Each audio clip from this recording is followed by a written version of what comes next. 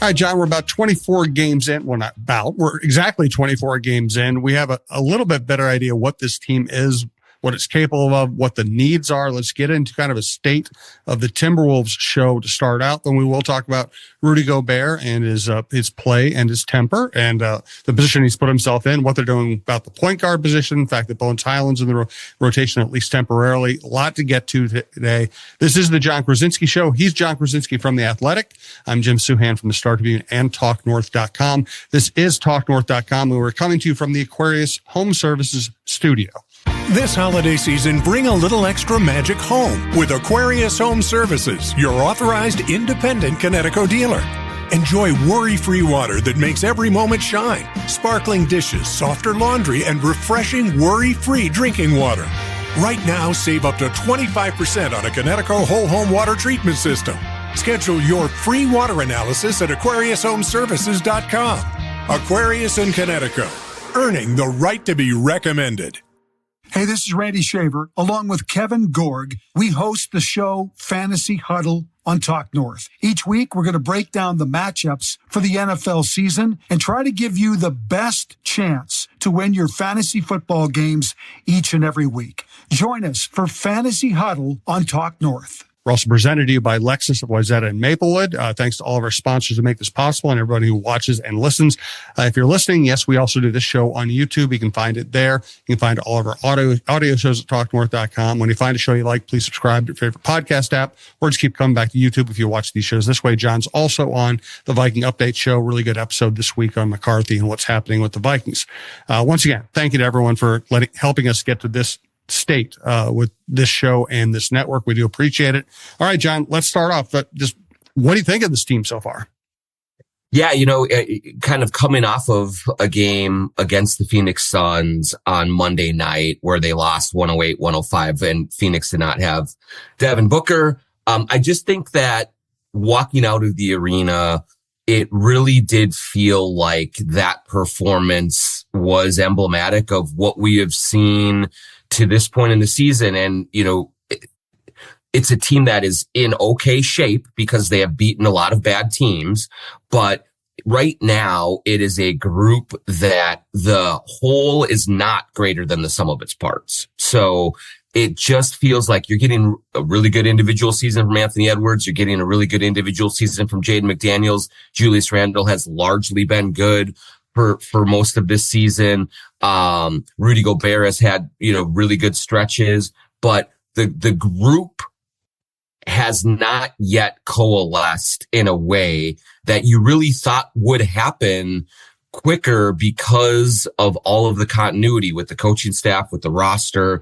And so, Anthony Edwards said it last week in New Orleans, and Julius Randle said it after the game against Phoenix, but everyone really is talking about how it's a team that seems to be playing like they just want to fast forward to the playoffs. They just want to get over the boring stuff and then start playing for real when the playoffs get here. And that's not a likable quality right now. The edge has not been there consistently. The defensive focus and intensity has not been there consistently. And so they dig big holes. And then a lot of times they've been able to dig out of them against bad teams. And then there's games like the Phoenix game that you play a well-coached team that is organized and has a plan and you get burned by it. So, just overall, unsatisfying, I think, is the way to label this start.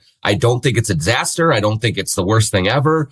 Unlike some in the fan base, I don't think people should be fired or traded just immediately, anything like that. But I do think it's, they have like 3 days off this week with the NBA Cup, and maybe this is a good time for them to reset and recalibrate and try and rediscover some sort of consistency and an urgency that just has not been there all season long. Yeah, it's such a good way to put it, because that's what we've seen. We've seen them beat bad teams, not always with great performances.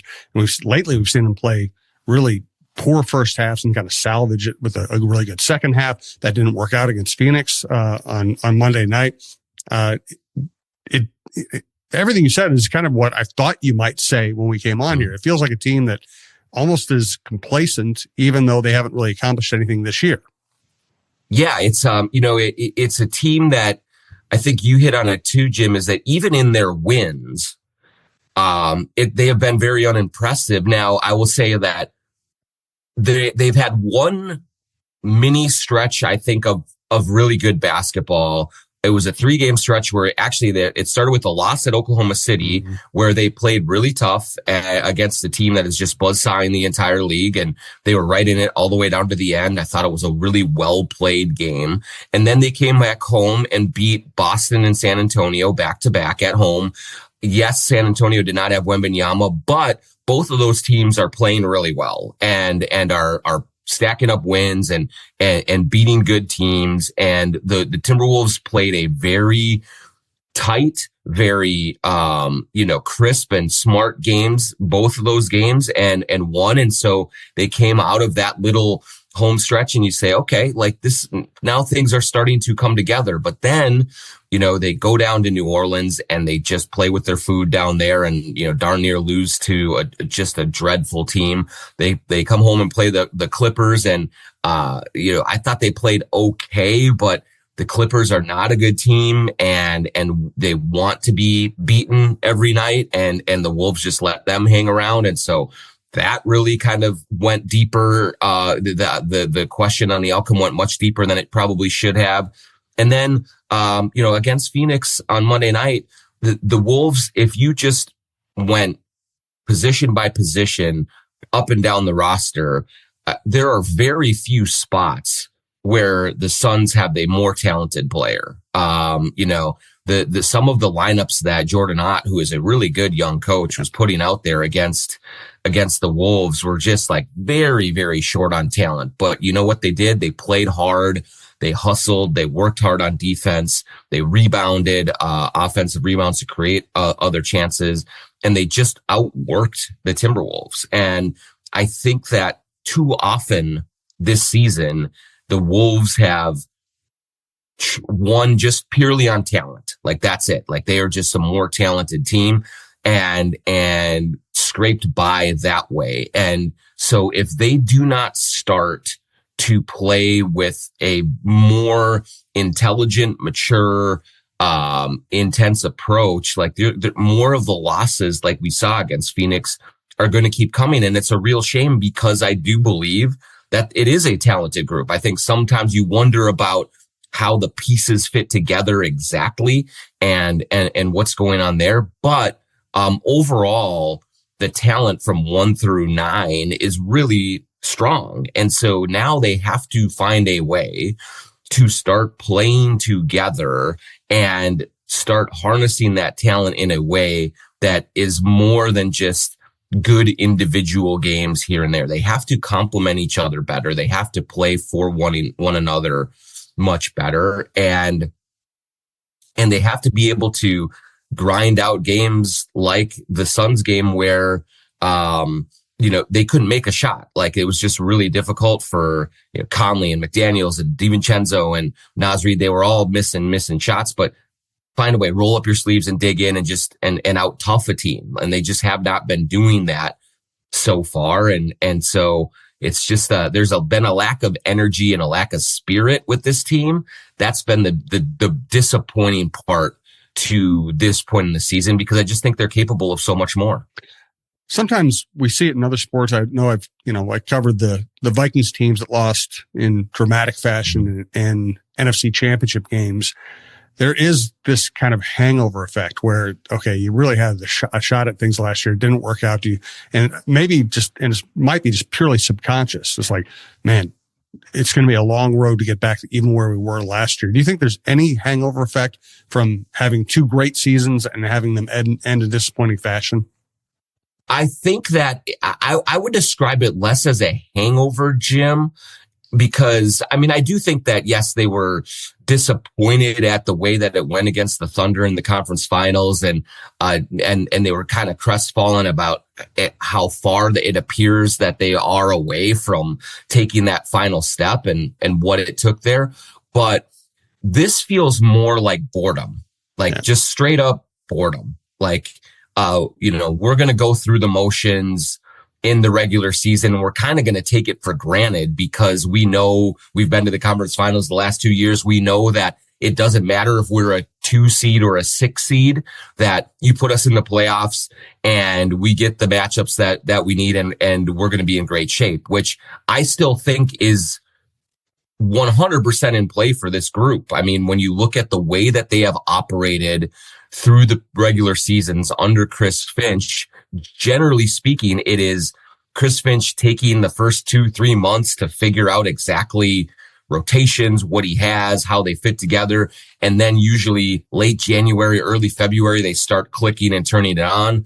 And then once they get to the playoffs, they're playing great and they go. It's a fine model. And they do deserve the benefit of the doubt because they've done it so many times that way.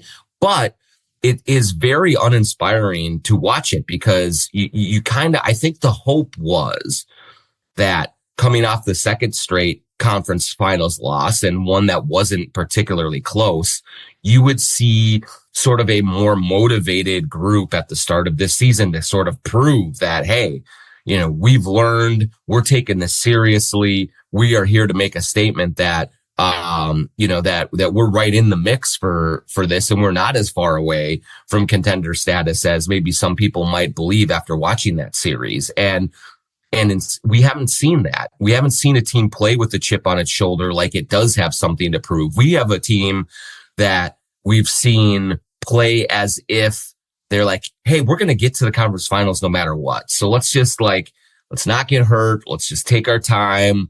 Let's muddle through here. And when it's go time, we are going to be just fine. And maybe that will be the case, and maybe that is what's going to happen. But in the interim and watching it, it does call into question, like, what you're seeing on a nightly basis and their ability to come together and to put together a product that is not only going to try, be in a position to advance to the playoffs, but a chance to actually beat a historically good team. And that's the thing that we are not seeing right now. And there's no team that is as good as Oklahoma City for sure. But I think that what you wanted to see from this group through this part of the season was one that said, we should be in the conversation, and the gap is not going to be a chasm. It's going to be just a gap that maybe in a series we can make up. And just right now with their approach, with their mindset, with all of that, it doesn't inspire confidence that way. My takeaway is Connolly might as well make a dramatic trade every training camp. If right. Cohesiveness isn't going to get you off to a fast start, just blow it up every year. See what happens. Absolutely. Yeah. I think that, that was the argument coming out all summer long, was like, hey, for the first time ever, we're not having a major trade either in the preseason or in the middle of the season, like the Conley and Akil trade that was, several years ago. It's like Tim Connolly was very inactive, and it was very much by design that way. They liked this team. They wanted to see this group get another chance to come back together and play. And I still, again, I believe that there's a real chance that it does get validated, that this team does sort of wake up and start to kind of treat the regular season with the professionalism and the gravity that it deserves. But yeah, I don't know. Maybe it is a group that just thrives on chaos and needs something to kind of upset the apple cart and roust them from it. That said, I will remind all the fans who are really upset right now or just impatient that at this time last year, the picture was a heck of a lot bleaker. Like, they were not winning games. They weren't just losing or winning games unimpressively. They were not winning at all. They were losing to bad teams. It was not working out. And you were thinking, man, this team may not make the playoffs, let alone have a chance to advance. And over time, they figured it out and they got going, and it all worked out in the end. But still, it's just, I would say it's just, I'm not mad. I'm disappointed. Like that. I'm talking to my kids right now. I'm not mad at you. I'm disappointed because I know that you're capable of a heck of a lot more than what you've put on display so far. And that loss against the Suns was sort of like, just the card carrying example 1A of the, unimpressiveness so far of the body of work that we've seen from them. Good stuff. Let's get to Rudy Gobert and his anger management issues here in a second. We do have to take care of the businesses that take care of us. Let's hear about Lexus Wayzata and Maplewood. If you're in the market for a new luxury vehicle, look no further than our good friend Charlie Swanson at Lexus. He was courtside at the Suns game the other night, so blame him for the loss if you want to. But whether you're on the west or the east side of the Twin Cities, they've got you covered with two great locations, Lexus of Wayzata and Lexus of Maplewood. Check out the all-new Lexus TX, a spacious SUV with 3 rows of seating and plenty of room for all your gear. Head over to lexusofwayzata.com or lexusofmaplewood.com for details and to find your next ride today. Also want to thank our first original sponsor, our TSR Injury Law. They've been great to us all along. They'll be great for you if you ever need their particular kind of help. If you are injured and you want to talk to a lawyer, you call 612-TSR-TIME, 612-TSR-TIME. Micah Nori or Naz Reid might answer the phone. You never know. But you will eventually deal with a lawyer who will help you. They will not charge you unless they win your case. They win a lot of cases. That's why they are a great Minnesota success story. 612-TSR-TIME. We'd also like to thank Royal Credit Union. There are many reasons to open a smart checking account at Royal Credit Union, including no monthly fees, no minimum balance, and a $250 bonus. Getting your $250 is easy. Open your account by December 9th. Receive 2 payroll direct deposits of $200 or more, and you'll get a $250 bonus. See details and open your account today at rcu.org/getchecking. No minimum balance required to obtain bonus. Offer ends 12/9/25. Insured by NCUA. Rudy Gobert has had incredibly effective stretches this year. His overall effectiveness is pretty well established mathematically. When they involve him offensively, he's been effective. But now he's in a bit of trouble. He is, Jim. I mean, and what we saw in the Suns game was disappointing on multiple fronts. First of all, he was off to a great start offensively. 7 for 9 from the field. I think he caught 3 lobs for dunks, getting offensive rebounds, and you saw a Timberwolves team that has been pretty reluctant to throw him the ball was finding him against the Suns front court. And that was kind of the staple of the offense while the shooting woes were really kind of cropping up through the first 2.5 quarters. And so they're in this dogfight with a less talented team, and Rudy Gobert is having his way offensively with them. And then he gets hit in the head by Mark Williams on the offensive end. And for one of the rare times, since he's come to Minnesota, they actually reviewed the play for a flagrant. They gave Mark Williams a flagrant 1. He gets free throws and they get the ball. Okay, good. Justice is served.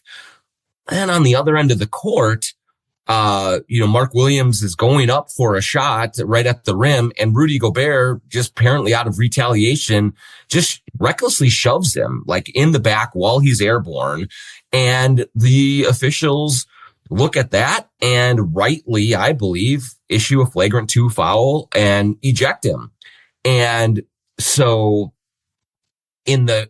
there's 2 problems here, a short term and a long term. The short term problem was that Rudy Gobert has been, we can talk all about sort of the polarizing game that he has and the frustrations that maybe a lot of people have with his offensive output, but there's no denying that he's been an incredibly impactful player for the Timberwolves this season and, throughout his career here. I think plus 8.2 points per 100 possessions better with him on the floor than off. And then they're a minus 3 something when he's off the floor. So it's a huge gap when you take Rudy Gobert out of the game. And Rudy Gobert, throughout these early days of sort of semi-struggle that the team has gone through, has been one of the leading voices really preaching, we've got to play with good habits. We've got to be disciplined. We've got to be focused. And we're not doing that consistently enough. And until we do that, we're not going to be able to realize our full potential. And he is preaching this and talking about this. And yet then he goes and makes a really reckless, really dangerous play that takes him out of a game where they really need Rudy Gobert, and they end up losing. Now, they didn't lose because of their defense. They only gave up 108 points at home. You should win every single game. You only give up 108 points at home, but they missed him offensively. I mean, it was just a night where most of the guys outside of Anthony Edwards, who was amazing, and Bones Highland could not make a shot. And so they needed to have Rudy Gobert there to serve as this anchor offensively, just to go clean up the offensive glass, score at the rim, and give them enough of a push to get over the hump against Phoenix. And he was not there for the last, almost 2 quarters of the game, and they severely missed him. And so just as a veteran leader on this team, Rudy can't be making that play. He just cannot be the one who lets his team down that way and puts them in that shorthanded position. And so it was really disappointing that way. And then the second part about it, Jim, is that now he has 5 flagrant foul points.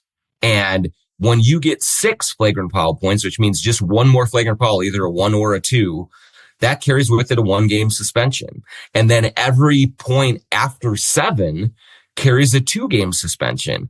And we got 58 games left in the regular season. This is a long time to go in a season where things aren't really kind of going smoothly right now. And so he's right up against that anvil for the next 2/3 of the season, and they're 3/4 almost of the season. And so, he's put himself in a difficult spot, and he put the team in a difficult spot, in that Suns game. And, a lot of that loss is on Rudy Gobert, unfortunately. And he's been terrific for them. He's been so important, but, the level-headed veteran was not there last night. And really, it was a really tough look given how much he's expressed through his voice and his words, the need to be disciplined and focused. And he was not.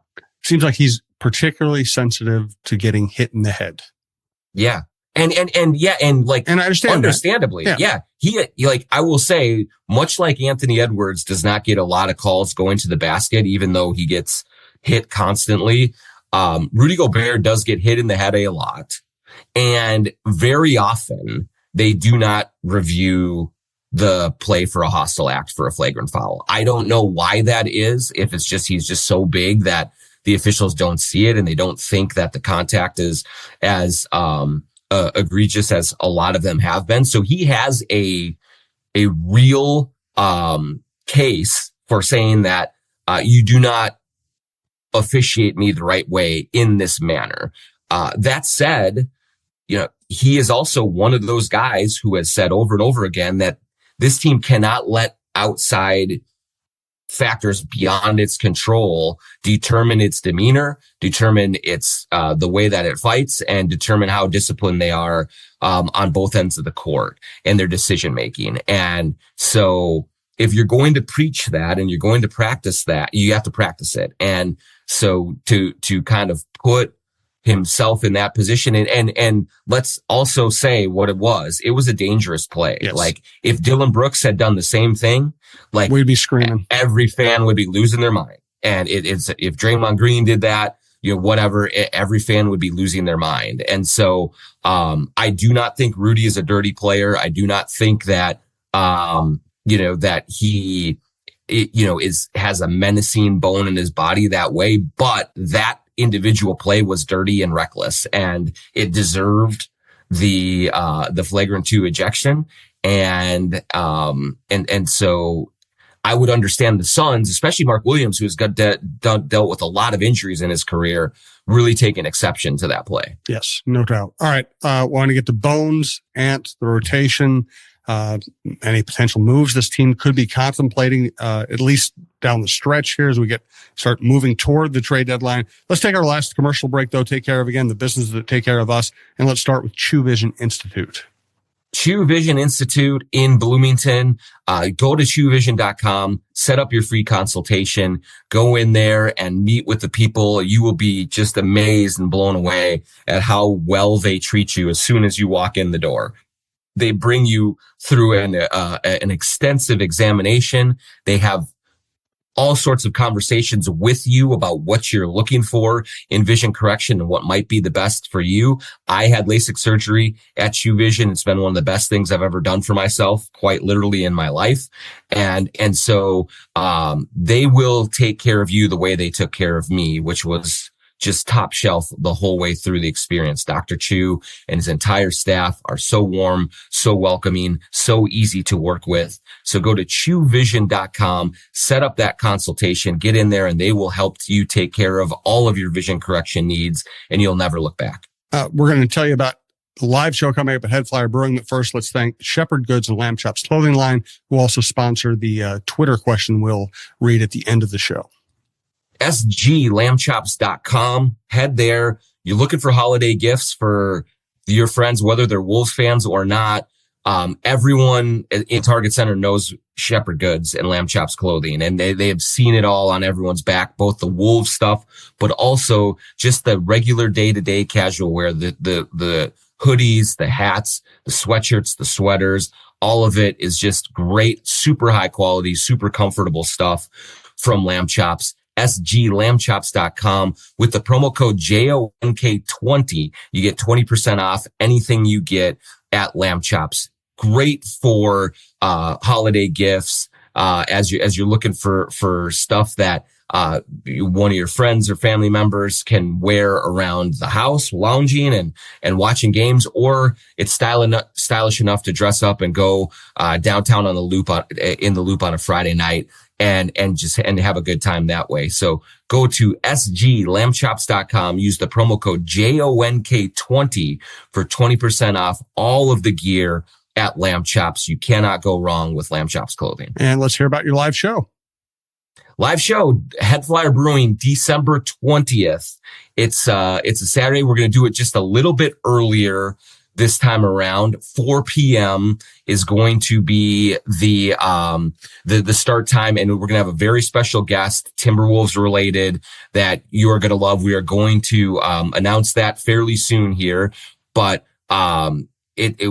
the whole night is going to be dedicated toward having great Wolves conversation, but also with a lot of proceeds from Crunch Time beer and from other things that we'll have going on there at Headflyer will be sent to Second Harvest Heartland. There's a lot of food security issues right now in the Twin Cities and beyond, and Second Harvest Heartland does an amazing job. So right around the holidays, let's all get together. Let's talk some Wolves on December 20th with an amazing guest, and let's do some good work as well towards Second Harvest Heartland. So plan on Saturday, December 20th, 4 p.m. at Headflyer Brewing in Northeast Minneapolis, with a lot of the day dedicated to raising money for Second Harvest Heartland. Come join us. It'll be a great conversation, great fun. We'll have ticket giveaways. We'll have all sorts of stuff at Headflyer Brewing, and it'll be a typically amazing show, as it always is at Headflyer. Yeah, if you haven't been to one of Jon's live shows, I highly recommend them.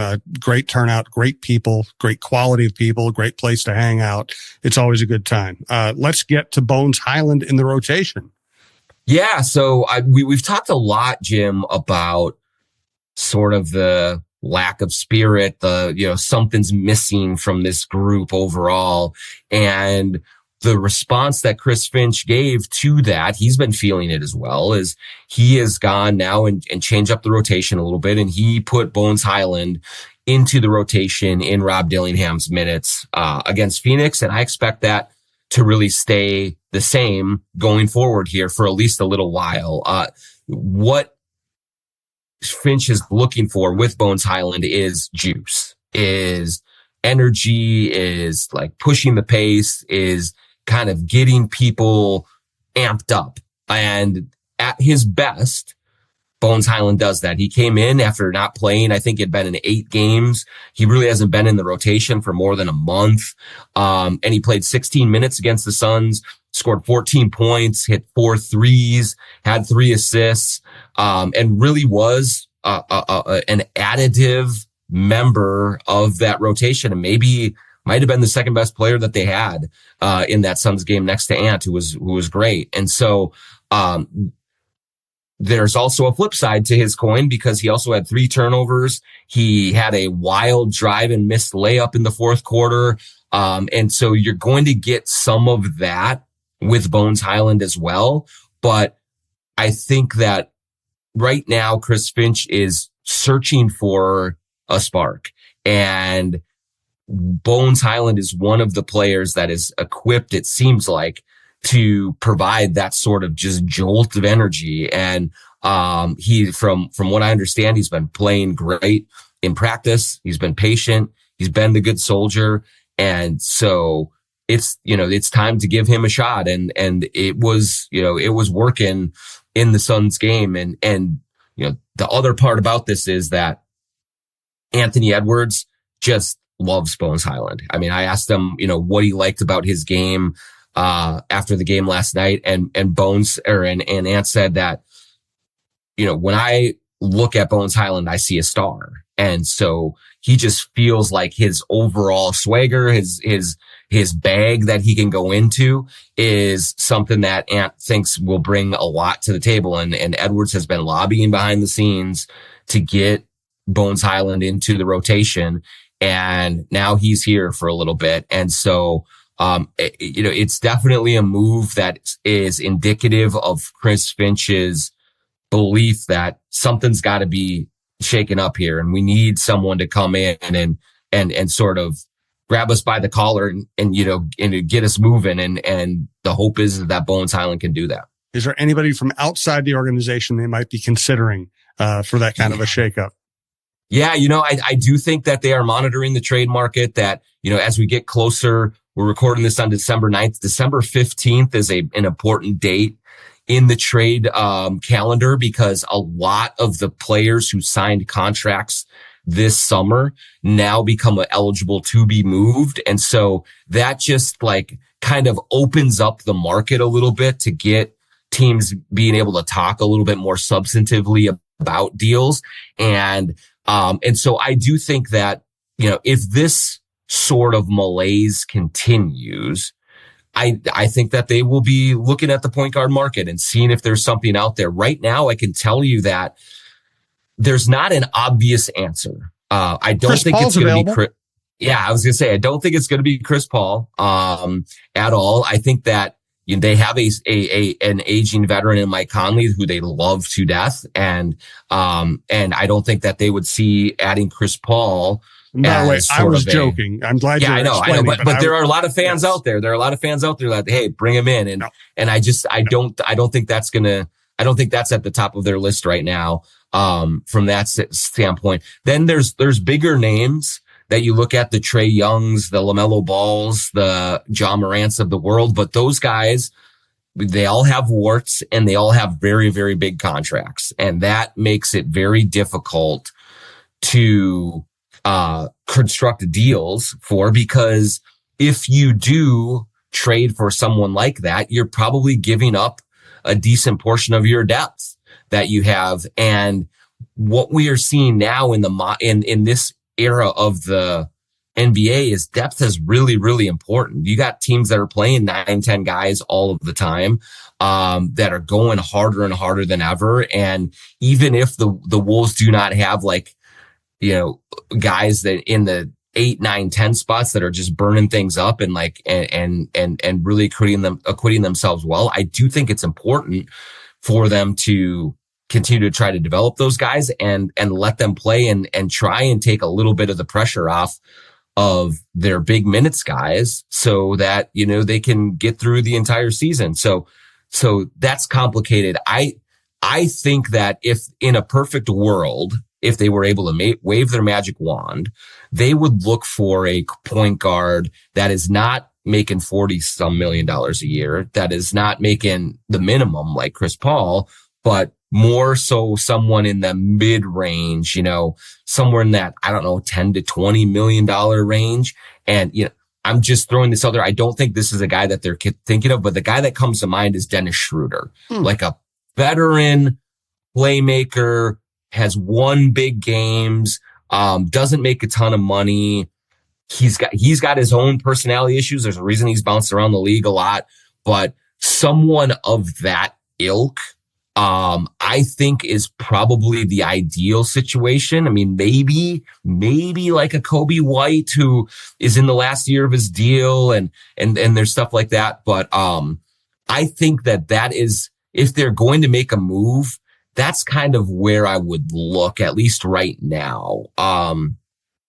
And again, I don't think anything is really percolating on it. I think they're still in the due diligence, fact-finding mode of things, and they want to give this team a little bit more chance to figure things out. But I think the closer we get to January 1st, if they're still having sort of the same issues that they're having right now, I think then maybe they start to ramp up those efforts and really take a look at what's available out there for them. But Tim Connolly does like to make trades, and he's not afraid to change things up if it's not working. So, I do think that, it's on their minds, but it's not something that they are saying we have to make a move right now on, but they're looking at all the options out there and trying to find them. And it is not an easy market to navigate right now. What does all this say about Rob Dillingham and his situation? Yeah, it's tough, man. You watched what Bones did in that game and just the aggression and confidence that he played with. And that's not what we have seen from Rob, lately. I will say that I do think it has been tough on Rob Dillingham because there's been many games where he plays like 1 6 or 7 minute shift. That's it.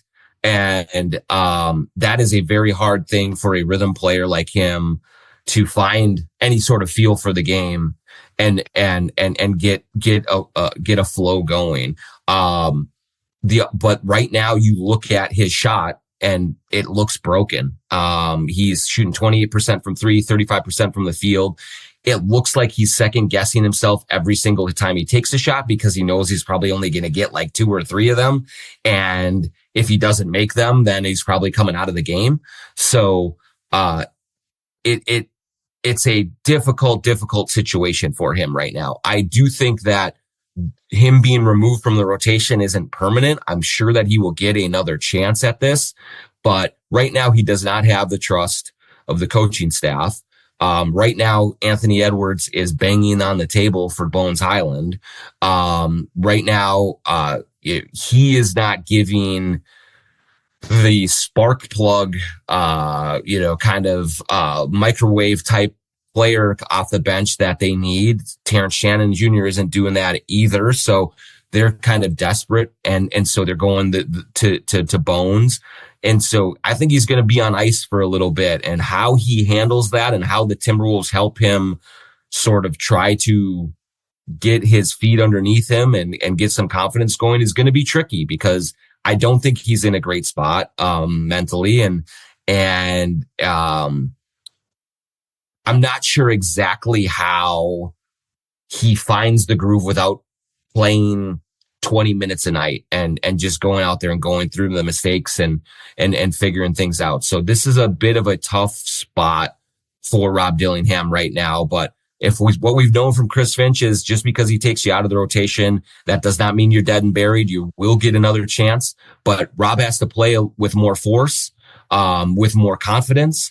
And the trickiest part is going to be generating that confidence. And that's the problem right now with Rob Dillingham, with the Timberwolves, where they're at in the standings and where they're at from a competitive standpoint. And so, that's just, I think that's the spot that they're in right now. What bothers me about Rob is, this is going to be a big year in his career. Mm-hmm. And there were minutes to be had. And to me, his shot, he still looks like he doesn't have a repeatable shot. He lands differently, especially on his 3-point shot. He lands differently. And you watch good 3-point shooters, and whether it goes in or not, the form looks exactly the same. Yeah, absolutely. I mean, that has been a big problem. He's always had a funky shot. That's just always been part of his game, is that he's been a little bit more of a and one mixtape type of player that way. And, it had gone in the past, but when you have the mechanics that he has, and then you layer on top of that the confidence issues that he's dealing with right now it becomes a really difficult thing to figure out, because you can just see him pressing all of the time and thinking about things so much. And so what we see from the great shooters in the league is, like you said, that repeatable form, that repeatable process. And so even when those shots aren't going in, they just say, look, all I do is catch it, set my base, elbow, follow through. And if I keep doing that over and over again, it's going to come around. I'm going to lean into that part of it. But Rob doesn't have those mechanics to lean into. And he also does not have a feel for his role here to lean into. And so it's sort of like, just a double-edged sword right now, and everything is working against each other right now. And it's just been tough. The one thing I'll really give him credit for is before he got removed from the rotation, his best contributions were defensively, Jim. Mm-hmm. Like he's hustling around. He was creating steals. He was fighting his butt off, against bigger players and really kind of taking that on. And I was impressed by that, actually. I mean, he's not a plus defender, but he knows that that's a weakness, and he is fighting to stay in that. And it's just, that's never the way that I thought this was going to play out, is that, man, his offense is a real problem, and his defense is the best part of his game. And so it just goes to show you, like, sort of how out of sorts that he is. And I think maybe over the long haul, they will be able to, he could still figure this out. But he's got a long way to go, which is tough right now. All right, let's wrap up the show with the Twitter question sponsored by Shepherd Goods and Lamb Chops clothing line. Yeah, sglambchops.com, promo code JONK20 for 20% off anything at Lamb Chops. And this question comes from Lord John HB. The Suns look immediately more competent ever since they fired their coach. What reason do we have to keep Finch without using the Western Conference Finals runs as justification? You know, like, guys, he's not getting fired. He's not getting fired. Like, that's just not the way that Tim Connolly operates. That's not what should happen. And, you know, you look at what he's done. Could he be handling some things better right now? Sure, of course, with some of the rotations, with finding the right buttons to push to get this team off to better starts. They've been very lackluster at the start, and some of that is coaching, motivation, all of those things. But, you know, the Phoenix Suns game, for example, he had 4 of his best shooters could not hit a shot. Is that coaching? That's not coaching. You know, some of the turnovers late in games that have caused them to lose things down the stretch, that's not coaching, that's decision making. Those are things that are on the players. And, you know, kind of saying that, you know, what does he have other than the 2 runs to the Western Conference Finals as justification to keep him? I don't know. Like, what does Angelina Jolie have other than her acting talent and her looks to say that I want to watch her on TV? Like, those are huge parts of what he's done. Like, he has been the best, most successful coach in Timberwolves history. He has also shown that over the last couple of years, things do start out rocky. It isn't great. Now, would you love them to be bum rushing the league right now and playing better, you know, than the sum of their parts? Absolutely. And he has made mistakes, but this sort of reaction in the fan base after every single loss to fire the guy is just bad process. And we have seen him over the course of his career figure things out to the point that they're always playing their best basketball come playoff time. And so he deserves the benefit of the doubt. This team deserves the benefit of the doubt that they are going to figure out. They are also 15-9. They are not 9-15. And so all of the things that we've talked about in this show apply, that they have underachieved so far. It has been unimpressive. It has not been a disaster. It has not been like irredeemable. And the Suns fired their coach because their owner's like a wild guy. Yeah. And the other reason that the Suns are where they are right now, Kevin Durant and Bradley Beal are elsewhere. And that team it has a better chemistry right now with the current makeup. And so Jordan Ott's done a great job. He's done a really good job as a coach. But I think that, fans just have to understand that Chris Finch is not getting fired right now and immediately. It would have to be a disaster of a stretch of 25 or 50 games for them to even think about firing him. And it is not that way. And so, one of the reasons the Wolves have now ascended to a place where they are out of that dysfunctional gutter that they were in for so long is that they have had stable leadership that doesn't panic and doesn't make knee-jerk reactions. The revolving door at head coach and GM was not working for this team for a very long time. And right now they do have to lean into the stability. They have to challenge each other to get better. But actually firing people is just like, it's just not the way that this organization operates anymore. And it's not the right thing to do. And so fans just have to come to grips with that. Well said. I can't add anything to that. Good stuff, John. I appreciate it. Check out this show on a weekly basis. Check out John on the Viking Update show as well. Lots of good stuff at TalkNorth.com. You should know the lineup by now. If you don't, go check it out. We have great people. I think the best lineup in town, and headed by people like Jon Krawczynsk and Michael Russo. So once again, thanks to everyone. Make plans to get out to that live show at Headflyer, and we will talk to you next week.